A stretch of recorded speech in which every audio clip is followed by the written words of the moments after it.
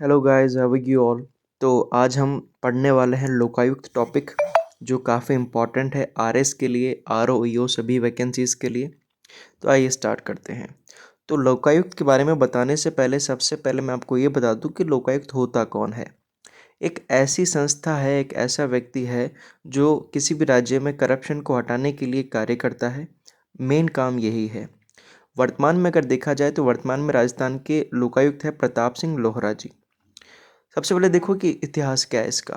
तो भारत में लोकपाल या लोकायुक्त का नाम कानूनविद एलम सिंघवी ने दिया, और ये लोकायुक्त संस्कृत भाषा के लोक प्लस पाल से बना है, जिसका मतलब है लोगों का संरक्षक। अगर लोकपाल या ओम्बड्समैन संस्था जो है, इसका श्रेय जाता है स्वीडन देश को, जहाँ सबसे पहले लोकपाल जो एक संस्था है उसकी संकल्पना आई।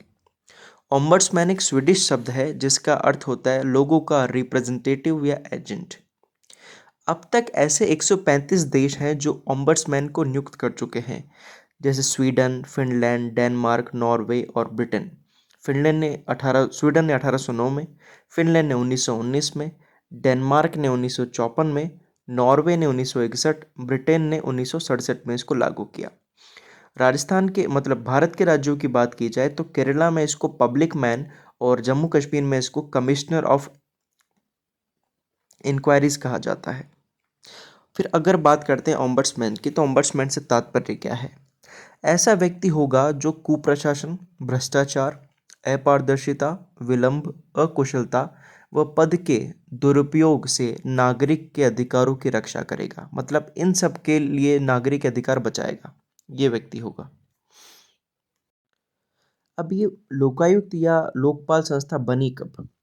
5 जनवरी 1966 को मोरारजी देसाई की अध्यक्षता में फर्स्ट एआरसी यानी कि प्रशासनिक सुधार आयोग का गठन किया गया। और फर्स्ट एआरसी ने 2 स्वतंत्र प्राधिकारी जो है केंद्र में लोकपाल और राज्य में लोकायुक्त, इनके लिए सिफारिश की कि ऐसे 2 प्राधिकारी लाए जाएं, क्योंकि करप्शन ज़्यादा बढ़ चुका था। तो करप्शन को नियंत्रण करने के लिए उस पर ये 2 प्राधिकारी लाए जाएं, ये उन्होंने सिफारिश की। आगे हम इसके बारे में यदि बात करें तो देश के अंदर लोकायुक्त विधेयक लाने वाला सबसे फर्स्ट राज्य था उड़ीसा, जो 1970 में ये विधेयक लाया। लेकिन लोकायुक्त संस्था बनाने वाला प्रथम राज्य महाराष्ट्र था, जिसने 1971 में ये संस्था बनाई। और लोकायुक्त संस्था समाप्त करने वाला प्रथम राज्य भी उड़ीसा ही था। मतलब 1970 में विधेयक लाया और 1993 में संस्था को समाप्त कर दिया। वर्तमान में 26 राज्य और दिल्ली में लोकायुक्त संस्था विद्यमान है। राजस्थान में लोकायुक्त की बात की जाए तो राजस्थान ये विधेयक या ये कहा जाए कि ये एक्ट 1973 में राजस्थान लोकायुक्त उप लोकायुक्त अध्यादेश पारित हुआ। यह अध्यादेश 3 फरवरी 1973 में प्रभावी हुआ और 26 मार्च 1973 को राष्ट्रपति की स्वीकृति से एक्ट बन गया। लोकायुक्त वर्तमान में देखा जाए तो एक स्वतंत्र संस्थान है जिसका क्षेत्राधिकार संपूर्ण राज्य है। मतलब पूरा राज्य लोकायुक्त का क्षेत्र में आता है। लोकायुक्त चाहे तो राज्य के किसी भी कर्मचारी या अधिकारी पर देख सकता है कि कैसा वो कार्य कर रहा है। अभी हम आगे देखेंगे कौन कौन से अधिकारी इसके दायरे में आते हैं, कौन नहीं आते हैं। 28 अगस्त 1973 को राजस्थान के फर्स्ट लोकायुक्त उच्चतम न्यायालय के रिटायर्ड जज आई.डी. दुआ बने। मतलब दुआओं में याद रखना, सबसे पहले यही आता है। फर्स्ट और एकमात्र उप लोकायुक्त जो थे वो थे के.पी.यू. मेनन। अगला है कि मैक्सिमम कार्यकाल वाले लोकायुक्त कौन है, तो ये थे एम.बी. शर्मा। मिनिमम कार्यकाल वाले लोकायुक्त कौन है, ये है वी.एस. दवे। लोकायुक्त और उप लोकायुक्त जो चीज़ें हैं ये बहुसदस्यीय निकाय है। इसमें एक लोकायुक्त व 8 सदस्य होते हैं। तो कितने सदस्य हो गए, 9। और इसकी एक फिर संरचना होती है जिसमें लोकायुक्त, फिर उप लोकायुक्त, फिर सचिव, उप सचिव, सहायक सचिव, ये सब होते हैं।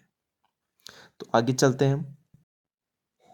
अगर नियुक्ति की बात की जाए तो राज्यपाल इसकी नियुक्ति करता है, लेकिन राज्यपाल सबसे पहले एक 3 सदस्यीय समिति बनाता है जिसमें अध्यक्ष होता है प्रधान सीएम, और एक विपक्ष का नेता होता है, और इसमें होता है उच्च न्यायालय का मुख्य न्यायाधीश। इनकी अनुशंसा के आधार पर एक कमेटी बनती है जो निर्णय लेती है, और अपॉइंटमेंट राज्यपाल द्वारा की जाती है। उप लोकायुक्त की नियुक्ति राज्यपाल लोकायुक्त के परामर्श से करता है। ठीक है। और उप लोकायुक्त मतलब लोकायुक्त उसको एक सजेशन देगा राज्यपाल को और फिर वो नियुक्ति करेगा। ठीक है। अगला, योग्यता क्या क्या होनी चाहिए? भाई एक न्यायिक पृष्ठभूमि से होना चाहिए और उसको मतलब हाई कोर्ट का तो चीफ जस्टिस बनने की योग्यता रखता हो और सुप्रीम कोर्ट का जज बनने की योग्यता रखता हो। पहले तो ये हो गया।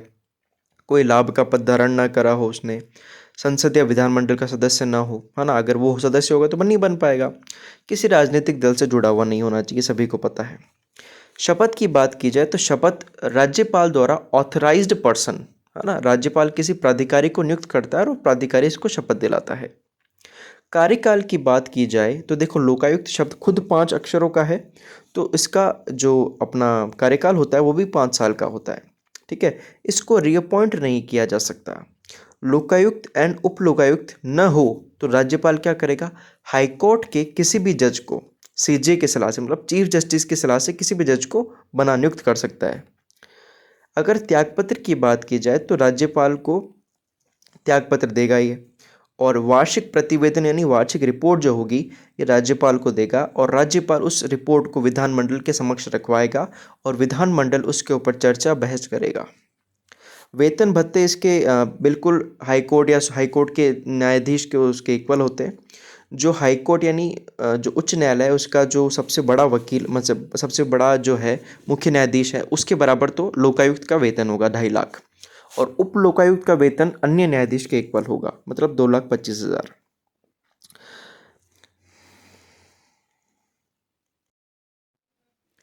अगर पद से हटाने की बात की जाए तो राज्यपाल द्वारा उच्चतम न्यायालय को जांच के लिए बोला जाएगा और जांच के बाद अनुच्छेद 311 को आधार बनाकर, इसमें क्या क्या है, कदाचार हो या असमर्थता हो, इस आधार पर उसको पद से हटाया जाएगा। मतलब कौन हटाएगा, राज्यपाल उच्चतम न्यायालय को बोलेगा कि आप जांच करो, अगर जांच में सही पाई जाता है तो हटा देगा वो।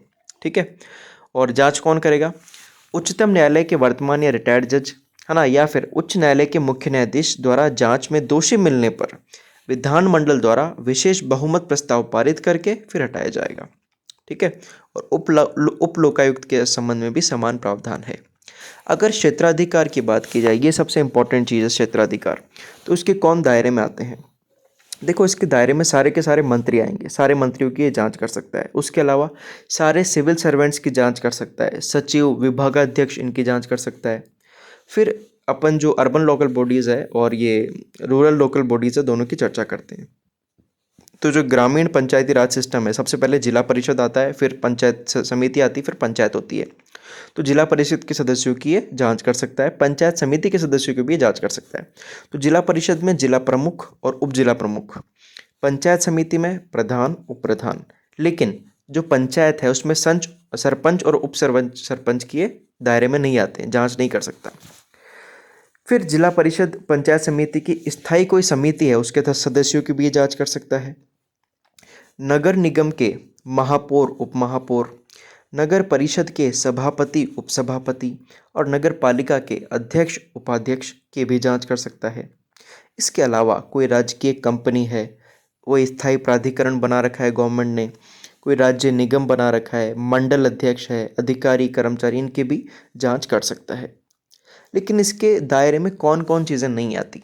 देखो, राज्य का कोई भी ऐसा मामला है जो 5 साल पुराना है, वो इसके दायरे में नहीं आ सकता। ठीक है, 5 साल से अंदर अंदर का होना चाहिए।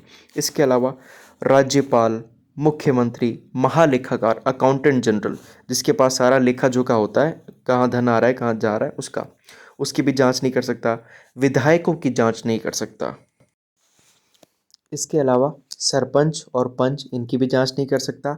सबसे बड़ी बात, आरपीएससी जो एग्ज़ाम कंडक्ट करवा रही, जिसकी जांच की जानी चाहिए, उसकी ही जांच नहीं कर सकता ये। आरपीएससी के अध्यक्ष सदस्य की जांच नहीं कर सकता। रिटायर्ड कोई कर्मचारी है ना, उसकी जांच नहीं कर सकता। उच्च न्यायालय से संबंधित जितनी चीज़ें, जैसे उच्च न्यायालय के मुख्य न्यायाधीश हैं, अन्य न्यायाधीश हैं, या फिर जिला जो न्यायालय होता है उसके मुख्य न्यायाधीश या अन्य न्यायाधीश, इनकी किसी की जांच नहीं कर सकता। राज्य चुनाव आयोग के अधिकारियों की जांच नहीं कर सकता। राज्य चुनाव आयोग के अधिकारियों की जांच नहीं कर सकता, जैसे मुख्य चुनाव आयुक्त, चुनाव अधिकारी, प्रादेशिक चुनाव आयुक्त, इनकी किसी की भी ये जांच नहीं कर सकता। तो ये सारी चीज़ें हैं, ये सारे लोग हैं जो इसके दायरे में नहीं आते, तो ये इसकी सबसे बड़ी कमी बन जाती है। फिर काहे का लोकायुक्त, जब ये सब जो सबसे ज़्यादा करप्शन करते हैं वही काम में इसमें दायरे में नहीं आ रहे। ठीक है, तो ये सब नहीं होना चाहिए, ये सब आने चाहिए, है ना। तो आगे बढ़ते हैं, हम आगे डिस्कस करते हैं। और अब अगर किसी व्यक्ति को लोकायुक्त को शिकायत करनी है तो शिकायत की प्रक्रिया कैसे होगी? प्रक्रिया में कुछ भी नहीं है। अपना नाम पता लिख के 10 रुपये के शपथ पत्र पर वो शिकायत लिखनी है और सचिव, उप सचिव या सहायक सचिव को शिकायत भेजनी है। अगर इनको लगता है कि शिकायत किसी गलत एडवांटेज के लिए की गई है, अगर दुर्भावना से की गई है, तो निरस्त कर देंगे। अगर इनको लगता है कि शिकायत सही है तो उसकी जांच होगी। जांच में ये विभाग या लोक सेवक से रिपोर्ट मांग सकते हैं और जांच करेंगे उसकी। शिकायत सही होने पर अनुशासनात्मक कार्यवाही की जाएगी और उसको राजस्थान गवर्नमेंट को सलाह देगा। मतलब ये खुद कोई एक्शन नहीं ले सकता, ये एक सलाहकारी निकाय है। ठीक है। इसके कार्य व शक्तियाँ क्या क्या हैं ये देख लेते हैं। कार्य क्या क्या है? लोक सेवक या पदाधिकारी के खिलाफ शिकायत प्राप्त करता है, बिल्कुल सही बात है। शिकायत की जांच करेगा, सही न होने पर शिकायतकर्ता को भी दंडित कर सकता है कि आप गलत शिकायत कैसे ला रहे हो। स्वतः संज्ञान लेकर भी किसी मामले की जांच कर सकता है। लोक सेवक ने के कृत्यों से किसी को हानि पहुंचाई है तो उसकी भी जांच कर सकता है। कार्य निष्पादन में निपुणता बनाए रखना और सार्वजनिक क्षेत्र में भ्रष्टाचार, दुरुपयोग, अकर्मण्यता संबंधी परिवादों पर स्वतंत्र व निष्पक्ष अन्वेषणों के माध्यम से पीड़ित की समस्या का निराकरण व आरोपी के विरुद्ध कार्रवाई करने का कार्य इसका है। लोकायुक्त विधानसभा के प्रति उत्तरदायी होता है। मतलब सीधी सी बात है, ये अपना प्रतिवेदन विधानसभा में डालेगा, जैसे भी इसका निर्णय होता है उसके अनुसार ये कार्य करेगा। ठीक है। तो हम आगे की बातें अब देखते हैं। अगर शक्तियों की बात की जाए तो लोकायुक्त किसी व्यक्ति या विभाग से कोई डॉक्यूमेंट ले सकता है, व्यक्ति से शपथ पत्र मांग सकता है, किसी व्यक्ति को अपने ऑफिस बुला सकता है उसको मतलब पूछताछ करने के लिए, उच्च न्यायालय से किसी डिसीजन की कॉपी ले सकता है कि मतलब पहले कोई डिसीजन रहा हो उसकी। इसकी लेकिन कुछ सीमाएं और आलोचनाएं हैं, है ना। देखो क्या क्या है। तो सबसे पहले देखते हैं कि राज्य गवर्नमेंट ने इसके लिए क्या क्या किया है। तो राजस्थान गवर्नमेंट ने 28 फरवरी 2014 को लोकायुक्त के प्रावधानों में संशोधित करने के लिए महाधिवक्ता नरपत मन लोढ़ा की अध्यक्षता में एक समिति बनाई है ना। इसमें संशोधन किया जाएगा, कुछ समिति बनाई। लेकिन अभी देखो आलोचनाएं किसकी क्या क्या है इसके, वो देखते हैं। देखो कई सारे लोक सेवक पद से बाहर हैं, जैसे सीएम है, एमएलए हैं, पंच है, सरपंच है। भाई ये भी तो करप्शन कर सकते हैं, ये क्यों बाहर है? इसकी रिपोर्ट पर चर्चा ही नहीं होती, खाली बस्ते में पटक दिया जाता है इसको। बड़ी जांच टीम नहीं है इसके पास। ऐसा नहीं है कि कोई इसके पास बड़ी जांच टीम है। अलग अलग सदस्यों को यहाँ पर डेपुटेशन के माध्यम से लगाया जा रहा है। सबसे बड़ी ड्रॉबैक है। कर्मचारी की कमी है, संसाधन की कमी है, जागरूकता का अभाव है लोगों में, लोग जानते ही नहीं है। आज मैं आपको बता रहा हूँ कि ऐसा कोई संस्था है तब जाके आपको पता पड़ेगा, वरना आप भी नहीं जानते। अब सुझाव क्या क्या होने चाहिए? देखो सबसे पहले सभी पद इसके दायरे में आओ, सीएम, एमएलए एटसेट्रा सारे आओ, आरपीएससी सदस्य, अध्यक्ष सारे सारे इसके अंदर हो। 2004 में एनएल लोढ़ा मतलब नरपतमन लोढ़ा कमेटी के जो सुझाव है वो लागू किए जाएं, जिसके अनुसार रिपोर्ट पर पूर्ण चर्चा की जाए, जांच तंत्र अच्छा सा हो, संसाधन व पूर्ण जांच तंत्र बनाया जाए और लोगों को जागरूक किया जाए कि लोकपाल जैसी भी कोई चीज़ है। इसके लिए ही केंद्र सरकार ने लोकपाल और लोकायुक्त एक्ट 2013 लागू किया था। ये कब लागू किया गया था? ये 16 जनवरी 2014 को। तो गाइज ये था हमारा लोकायुक्त टॉपिक। अगर आपको वीडियो पसंद आई है तो ज़्यादा से ज़्यादा इसको लाइक शेयर कीजिए, हमारे चैनल सब्सक्राइब कीजिए और ऐसे ही आपको महत्वपूर्ण नोट्स मिलते रहेंगे। धन्यवाद। अगर कोई विद्यार्थी ईओआरओ के लिए तैयारी कर रहा है और उसको इस प्रकार के नोट्स चाहिए तो वो मेरे नंबर पर संपर्क कर सके। जो भी राशि होगी मैं उसको बता दूंगा और पीडीएफ के फॉर्म में उसको नोट्स मिल जाएंगे।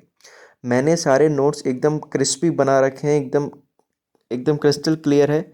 सारी की सारी जितनी भी चीज़ें हैं वो इसमें समाहित है, इसके बाहर कोई चीज़ जाने की संभावना नहीं है।